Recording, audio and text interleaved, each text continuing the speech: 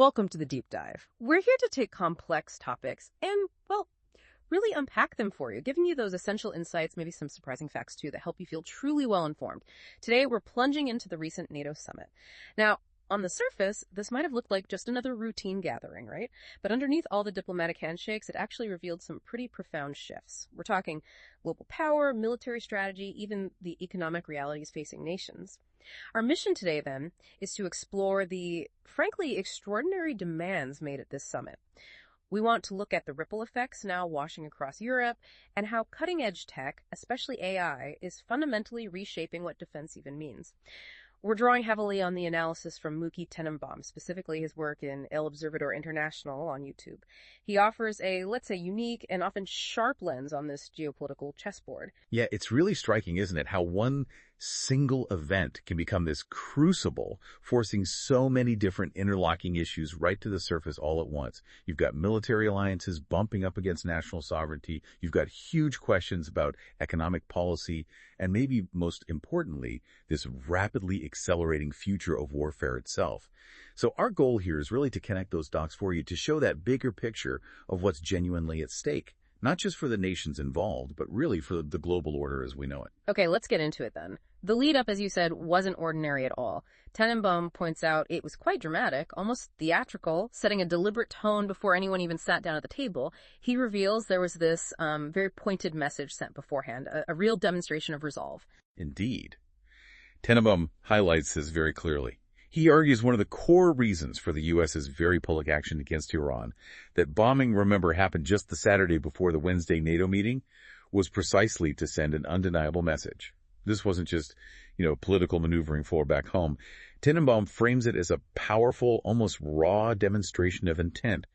For too long, he observed, many NATO members seemed to believe the U.S. president's threats, his strong statements, were just, well, blah, blah, as Tenenbaum put it. Just talk, basically. They thought he'd eventually negotiate. Exactly. They assumed he'd ultimately compromise, find some middle ground. But the bombing, Tenenbaum argues, served as this stark, visceral reminder. It showed that when he, quote, promises something and gives a date and types don't comply, unquote, things will actually escalate dramatically. So this pre-summit strike, it set this incredibly serious, unyielding tone for the whole gathering. It just immediately blew away any lingering doubts about U.S. resolve. Okay, so that established the seriousness. After that demonstration, what specific demands did the U.S. actually bring to the NATO table? Was it the expected 2% figure or something more? Well, it was a very hard number. Yeah. Yeah, it definitely surprised many. Tenenbaum emphasizes the U.S. president came in with a firm demand, something hinted at for over a year, something he talked about. The demand was each NATO member commits 5% of their GDP to defense. 5%. 5%. That's a huge leap from the 2% everyone always argued about. A massive leap. That 2% target itself, as you know, was always contentious, often seen as aspirational, right? A long-term goal, not an immediate mandate. And many members consistently failed to even meet that lower target. So this new 5% wasn't just an increase. It was more than doubling an already difficult goal. It pushed many nations way outside their comfort zones, financially and politically. And how did the other members react? Did they push back? Surprisingly, no. The immediate outcome, Tenenbaum notes, was almost overwhelming acceptance. Nearly all members, including Spain's Prime Minister Pedro Sanchez, signed the agreement within days. Thursday, it was done. This was genuinely a pivotal moment. It signaled this definitive shift away from vague targets towards concrete, much higher commitments that were now clearly expected to be met. It really underscored the impact of that pre-summit action. The credibility of the U.S. demand was suddenly undeniable. Okay, but then Spain did something quite unexpected almost immediately after signing. Sanchez's defiance, especially towards the U.S., seemed to send shockwaves. What exactly did he do? Yeah, it was a really dramatic U-turn. Tenenbaum highlighted it as particularly, brazen. Sanchez gets back to Spain, having just signed the 5% commitment, and publicly declares, and I'm quoting Tenenbaum's reporting here, I signed 5%, but I've already stated I'll only pay 2%. Wow. Not exactly subtle. Not at all. It wasn't some quiet internal memo. It was a loud, defiant public statement, directly contradicting the international agreement he'd just put his name to. Tenenbaum actually likened this exact behavior to Iran's narrative after the bombing, publicly claiming victory despite taking significant damage. Trying to spin it for a domestic audience. Precisely. And this public defiance by Sanchez caused, as Tenenbaum described it, a lot of noise back in the United States. It drew immediate, intensely negative attention. It was seen as a direct challenge, not just to the agreement, but to U.S. authority. A clear signal of bad faith, potentially setting a precedent the U.S. definitely didn't want. Were there voices in Spain backing him up? Did any economists or political figures try to justify this risky move, maybe argue Spain could weather the storm? Yes, there were some. Tenenbaum notes that a prominent Spanish economist, Bernardos, who's theoretically independent, published an article trying to build an economic case for Sanchez's position.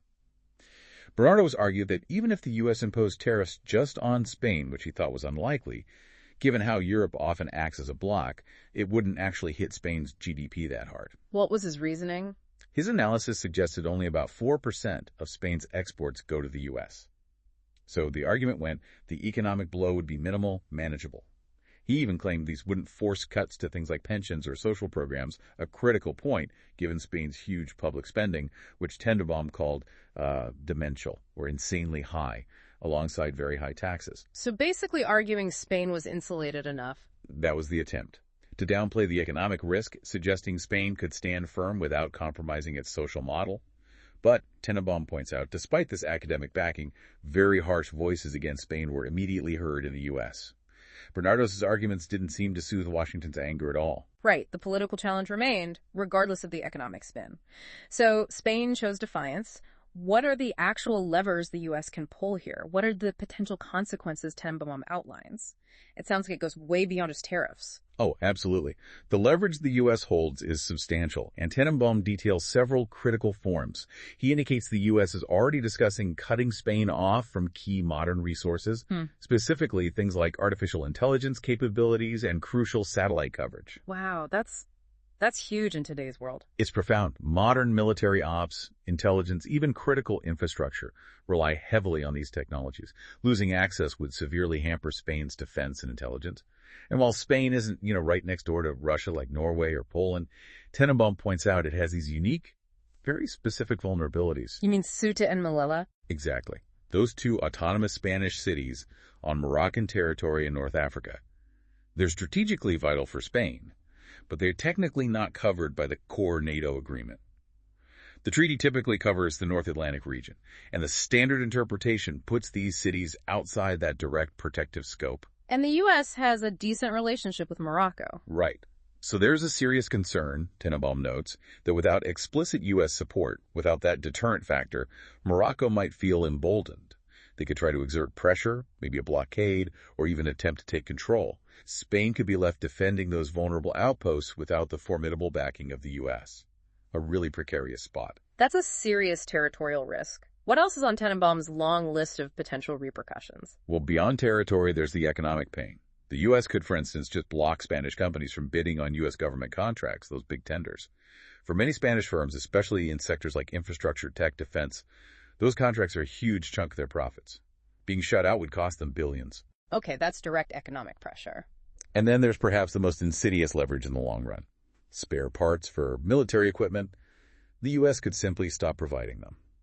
Spain has invested heavily in U.S. gear, F-18 jets, Chinook helicopters, lots of other systems.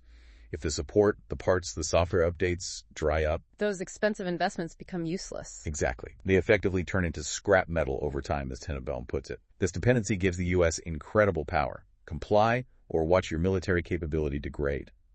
So Sanchez's gamble isn't just about GDP percentages. It touches on Spain's fundamental security, its economy, its military readiness, its high stakes. Which brings us back to the why. Why did Sanchez take such a huge gamble given these clear and potentially severe risks Tenenbaum lays out? Was it purely about the budget, or does Tenenbaum suggest other more personal or political motivations? Tenenbaum definitely leans towards it not being just about the defense budget. He strongly suggests Sanchez's actions are also deeply tied to those very serious domestic criminal investigations swirling around his wife, his brother, and several ministers. We're talking serious charges, reportedly. This creates immense internal political pressure on his government, a real threat to his standing. So it's a distraction tactic. That's Tenenbaum's perspective. He believes Sanchez's defiant international posture is a deliberate attempt to make noise externally. Create diversion, right? draw public and media attention away from these damaging internal problems. Tenenbaum points to another example, Sanchez demanding the EU cut ties with Israel, a move the EU largely just ignored. He sees this as further evidence of using the international stage for domestic political gain. Potentially putting Spain at significant risk. Potentially putting Spain at significant risk, yes. All over a defense spending target that was initially set for 2035 anyway.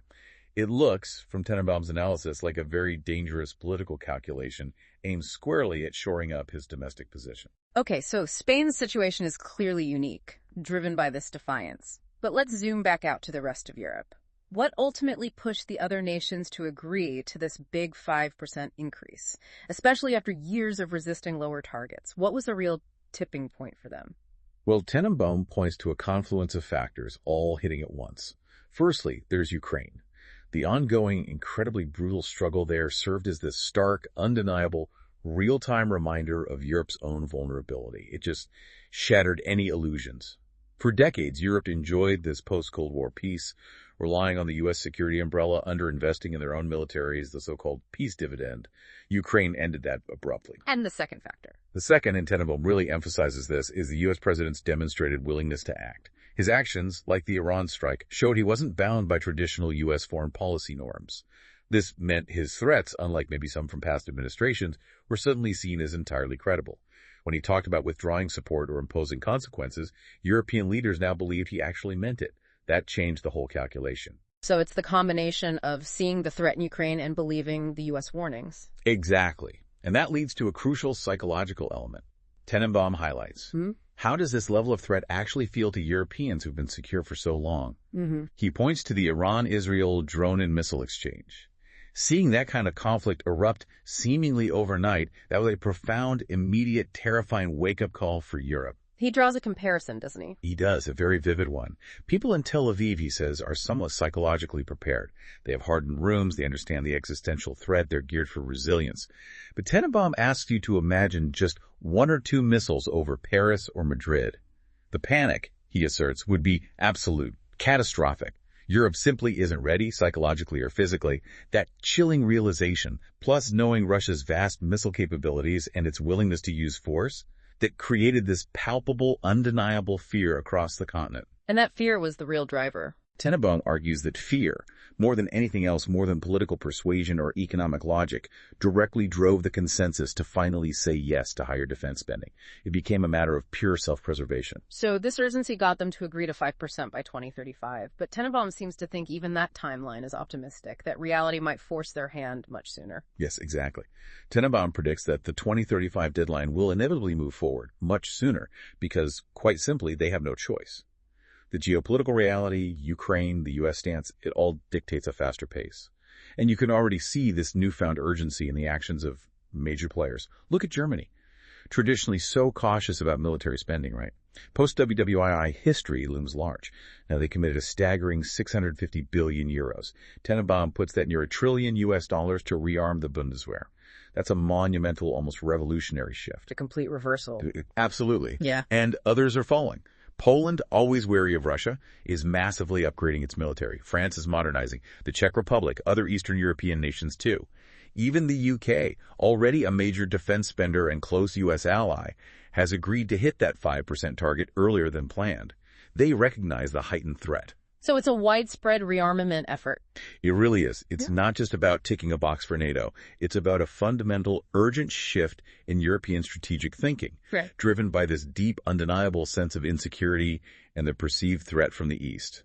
Given this rush to rearm and the focus on the U.S. security guarantee, which European countries does Tenenbaum see as most desperately in need of this reinforced American protection, particularly that nuclear umbrella? Yeah, connecting this to the bigger map, Tenenbaum is very clear. It's primarily the countries right on Russia's borders. We're talking Norway, Sweden, the newest NATO member, Poland, and crucially, all the Baltic states, Lithuania, Latvia, Estonia. About them specifically? Well, geography, history, and demographics.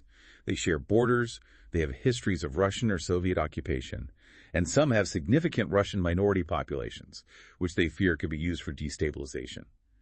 These nations are, as Tenenbaum puts it, terrified of potential Russian aggression, whether it's hybrid warfare, destabilization, or even outright invasion.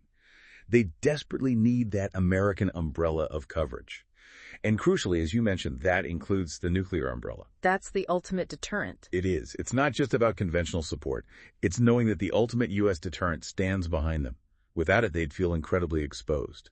This existential fear, this deep concern for their actual sovereignty and survival, explains why they were among the quickest, the most willing to sign up for the 5% commitment. For them, it wasn't really a choice. Exactly. It felt like an immediate, non-negotiable necessity. Survival trumped domestic budget arguments. Their proximity dictated their urgency. Okay, so Europe is committing the money. Huge sums. But translating cash into effective military strength isn't simple. What practical hurdles does Tenenbaum see them facing, especially given Europe's complex bureaucracies? Right, and this leads directly to fundamental questions about actual efficiency and capability. Tenenbaum uses that evocative phrase, describing Europe as a bureaucratic jungle. And this bureaucracy, he argues, presents immense, almost crippling challenges. The obstacles are systemic. You've got different languages complicating joint operations, training, procurement. You've got incompatible military systems, different ammo for rifles, communication gear that doesn't talk between tanks. Interoperability issues. Huge interoperability issues. And while there's this strong political push to buy European, boost local industry, achieve strategic autonomy, Tenenbaum argues the continent simply can't produce everything needed for modern high-intensity war at the scale and speed required now. They're forced to look elsewhere, often to the U.S. He uses Germany as an example, right? A prime example, almost a case study in bureaucratic delay, according to Tenenbaum. The Bundeswehr's purchasing office, it employs 12,000 people. 12,000. Yet, despite that massive workforce, it took them, Tenenbaum says, 7 years just to decide on a standard rifle? 7 years. 7 years for a rifle, seriously. And 10 years for a helicopter pilot's helmet. 10 years.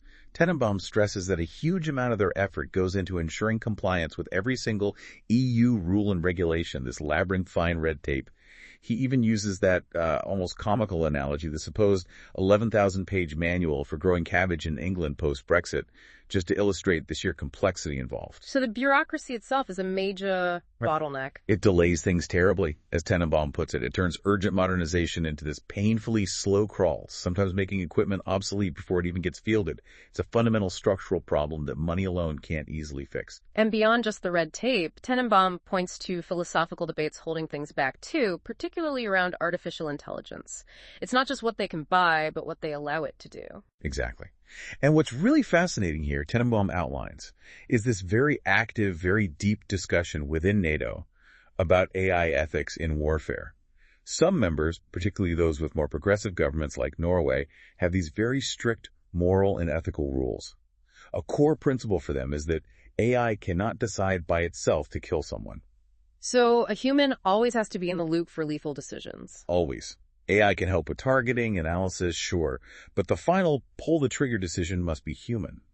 This creates, as Tenenbaum says, a very long list of limitations on how AI can actually be deployed, effectively neutering its full autonomous potential. Previous U.S. administrations, like Biden's, had sort of engaged with these ethical debates, accepted some limitations, but Tenenbaum calls that approach crazy and inefficient for a real battlefield. Why inefficient? Because, he argues, it hamstrings your military effectiveness when you're facing adversaries like Russia or Iran, who likely won't operate under similar self-imposed ethical constraints. They might deploy fully autonomous killer drones, for instance. And Trump's approach under the current administration is different. Radically different, according to Tenenbaum. He reportedly stated he would not accept any ethical or moral limitation on AI in warfare. Full stop. His message was blunt. If you have a problem with this, Tenenbaum reports him saying, you should leave NATO. A clear ultimatum. Very clear. And since the U.S. is the boss, as Tenenbaum puts it, and specifically the president is dictating terms, everyone backed down. That includes countries like Norway, despite their strong ethical stance, and even Spain, despite its defiance elsewhere. Everyone fell in line on AI. So practicality over ethics in this case. It highlights this powerful pragmatic shift. Battlefield efficiency and tech superiority are being prioritized over ethical limitations, especially when facing adversaries perceived as unrestrained. It's a stark reflection of the harsh realities, perhaps, of modern conflict. This brings us right to the cutting edge. Drones and AI. How are they changing the game, and how prepared is Europe, really, given this incredible speed of change Tenenbaum describes? Well, the numbers Tenenbaum provides are just staggering. They paint a picture of a massive, almost unbelievable gap. NATO, the entire alliance, bought maybe 1,000 drones last year. 1,000. Ukraine, meanwhile, a nation at war, much smaller industrial base. They manufactured 1.5 million drones last year. 1.5 million compared to NATO's 1,000. Exactly. And Ukraine is projected to produce 4.5 million in 2025. It shows this colossal difference in production capacity, but also in understanding the sheer volume needed in modern warfare. Tenenbaum further highlights that something like 80% of casualties in the Ukraine-Russia conflict are now caused by drones. 80%. They are the primary tool. Not just surveillance anymore. Not at all. They're taking out personnel, hitting supply lines, changing tactics daily. And Russia, Tenenbaum notes, is innovating rapidly too. For instance, developing drones using fiber optic cables to avoid radio jamming, a direct counter to Ukraine's earlier electronic warfare successes. So it's a constant technological back and forth. A rapid technological replacement, as Tenenbaum calls it. He makes this crucial point. Traditional weapons might be good for 30, 40 years, right? You can plan long term. Right. Now, new weapons, especially drones and their counters, are obsolete in maybe 4 months. 4 months? That's an incredible pace. It completely changes everything. Drones are becoming less like a permanent arm or piece of equipment and more like ammunition consumed in battle, constantly replaced with newer, better versions. So this constant churn, this rapid obsolescence, what does it mean for defense spending? That 5% might not even be enough. That's exactly the implication Tenenbaum draws. It suggests this constant accelerating cycle of spending. The huge sums Europe is committing now might still not be enough just to keep pace, let alone get ahead. They're forced into continuous massive investment just to avoid falling behind technologically. It's almost an arms race against obsolescence itself. But the most critical factor in all this, the absolute star of the show, according to Tenenbaum, is artificial intelligence. Why AI specifically? He points directly to Israel's recent conflict with Iran. He argues AI wreaked havoc on Iranian capabilities, demonstrating a decisive, almost overwhelming advantage. It wasn't just a minor edge. Tenenbaum portrays it as a game changer, rendering older defenses ineffective, showcasing AI's power in targeting, intelligence, coordination. Which leads to the crucial question, who controls this game-changing tech?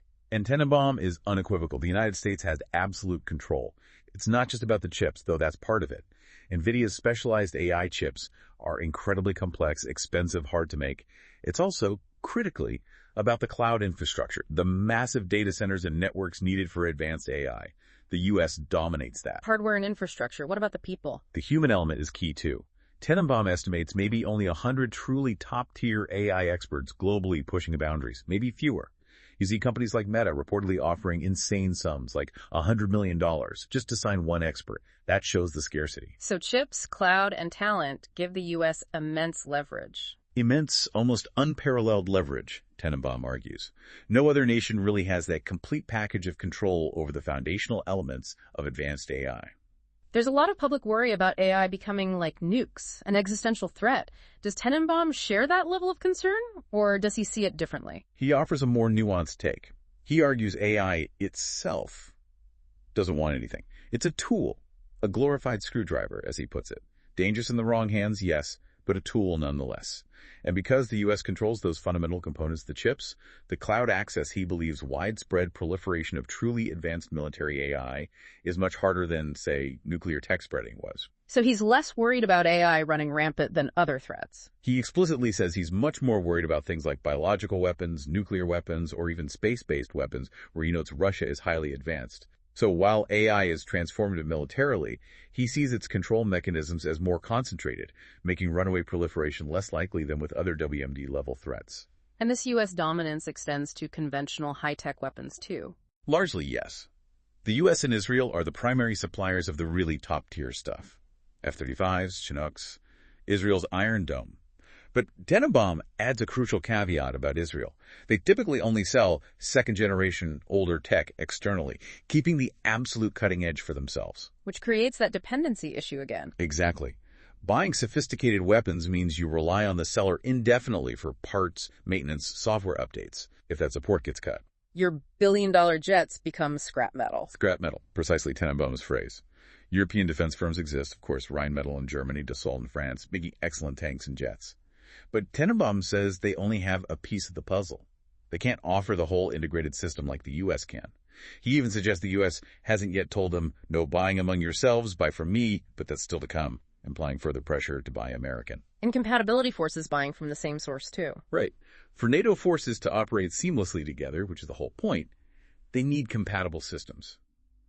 That often pushes everyone towards the same dominant supplier, reinforcing U.S. influence. So putting all these pieces together, the summit demands, the rearmament, the tech dominance, what does Tenenbaum conclude this means for the global power structure? How is it all shaking out? Well, connecting all those dots, Tenenbaum's conclusion is pretty stark. He states unequivocally that Europe is increasingly becoming, in his words, a vassal state. From his perspective, their independent opinions on the global stage matter less and less as they become more dependent on the U.S., particularly for security. He talks about the G7 becoming the G1. Exactly. He uses that provocative idea, the G7, once the steering committee for the global economy, is essentially becoming the G1, with the U.S. dictating terms and others having little choice but to fall in line. And key to this, he argues, is that newfound credibility of the U.S. president after the Iran action. He's no longer seen as all talk. Tenenbaum uses the analogy of a mastiff that bites, not just a dog that barks. This is leading to a profound reevaluation worldwide, Tenenbaum believes, forcing nations everywhere to reconsider how they deal with the U.S. What about ripple effects beyond Europe, the Middle East, Russia, China? Tenenbaum sees huge shifts. The Middle East, he asserts, has changed forever. The recent conflicts, showcasing Israeli military tech, especially AI, he believes this is forcing a reevaluation of attitudes towards Israel across the region, even from countries like Saudi Arabia, Qatar, maybe eventually Syria, Lebanon. Globally, he anticipates a less aggressive Russia and a much less aggressive China. The idea is that U.S. resolve and tech superiority will curb their ambitions, make them more cautious. Any evidence for that caution? He points to things like India and Pakistan, now seemingly sucking up to the U.S. Pakistan even proposed the U.S. president for the Nobel Peace Prize. Signals, he argues, of a widespread recognition of U.S. dominance and the need to align. Okay, let's circle back to Iran. Their public story is, we won, we showed strength. How does Tenenbaum see their actual situation behind that narrative? Yeah, what's fascinating there, according to Tenenbaum, is the huge gap between Iran's public face and its reality. That narrative is purely for internal consumption, he argues, to project strength, save face. But he asserts the U.S. president doesn't swallow this at all. He continues to publicly challenge and, Tenenbaum suggests, humiliate Khamenei, threatening more action if Iran doesn't comply. Economically, Tenenbaum paints a grim picture for Iran. Infrastructure damage, no money to rebuild, strategically abandoned by Russia and China when things got serious. Even the regional proxies were quiet. Even the Houthis, who were previously very active against shipping in U.S. interests, kept quiet during the main escalation. Tenenbaum sees this as demonstrating the impact of U.S. resolve. It paints this picture of desperation, a regime that, in reality, surrendered, Tenenbaum claims, but is desperately trying to maintain its grip domestically through propaganda. He uses that Bertrand Russell anecdote, right? Yes, that famous story. Russell asks a woman if she'd sleep with him for £1 million. She says yes. Then for £20, she's insulted. Russell replies, "What you are, we already know. Now we're just negotiating the price." Tenenbaum applies this directly to Iran. What they are now exposed, militarily outmatched, economically weakened, we already know. Their credibility is shot, he argues. So now it's just about what's the price of their continued defiance. It implies they're in a position of weakness, forced negotiation, regardless of their public bluster. Okay, let's talk economics again. This 5% defense commitment, especially for richer Western European nations, must put immense pressure on their budgets. Who feels this most, according to Tenenbaum? Yeah, this leads to a really fundamental question for Europe's economic future. Tenenbaum points squarely at the richest countries: France, Italy, Spain, Germany, the UK. They face the biggest challenges. Why?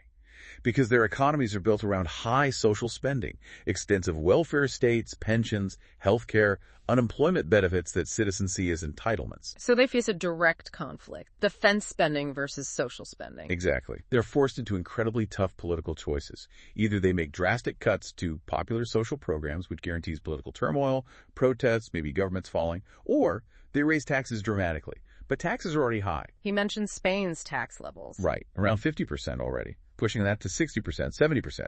Tenenbaum argues it would make the tax agency the majority partner in any business, killing investment, driving companies out, and potentially shrinking the tax base, a potential economic death spiral. But it's different for the Eastern European or Baltic states. Very different. Countries like Lithuania, Latvia, Estonia, bordering Russia, they have much lower social spending to begin with. For them, the increased defense spending felt like an immediate existential need. The financial burden was comparatively lighter, and the political calculation was simpler because the perceived threat was so direct. Their priorities and economic structures made compliance easier. And does the political landscape within these Western European countries make these tough choices even harder? You mentioned coalitions. Absolutely. Tenenbaum emphasizes how atomized European politics is. Lots of parties, fragmented power. Germany, France, Spain especially, often run by complex, fragile coalitions, not strong single-party governments. Spain, he notes, might have around 12 parties in parliament.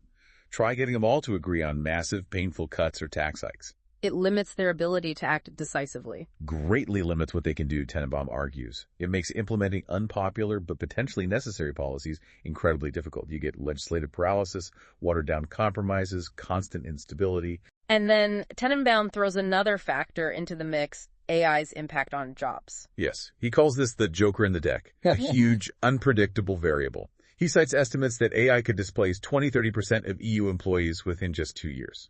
20 to 30%. That's a massive disruption happening very soon. Right. And it creates this almost impossible dilemma. Companies need AI to stay competitive globally. But adopting AI means job losses, potentially huge ones. So governments face this nightmare scenario, needing to fund a massive military buildup while simultaneously dealing with widespread unemployment, potential social unrest, and the need to retrain millions. It creates a fundamentally different social world, Tenenbaum suggests, where the very foundations of economic stability are shifting, adding yet another layer of immense pressure and complexity onto these defense spending decisions. So what we've really explored today goes far beyond just a single NATO meeting, doesn't it? It feels like a snapshot of a world genuinely in flux, where the old rules are being rewritten right before our eyes. The lines between defense, technology, economics, even domestic politics, they seem to be blurring at an incredible, almost dizzying pace. Which leads us to a final important question for you, the listener, to think about. Tenenbaum suggests that 2035 target for defense spending. It's almost irrelevant. Likely to be pushed forward, constantly changing. Why? Because, as we've discussed, the very nature of warfare is changing so incredibly fast, driven by tech, especially AI. Weapons developed today are obsolete in months, not decades. So what does this exponential technological churn actually mean for the whole concept of long-term national security? How can any nation realistically plan, budget, and prepare its defenses when the battlefield itself is evolving at such a breakneck speed, when today's massive investments might be worthless tomorrow? It's really a provocative thought. It challenges all our traditional ideas about preparedness and investment in this incredibly dynamic, unpredictable new era, something to definitely mull over.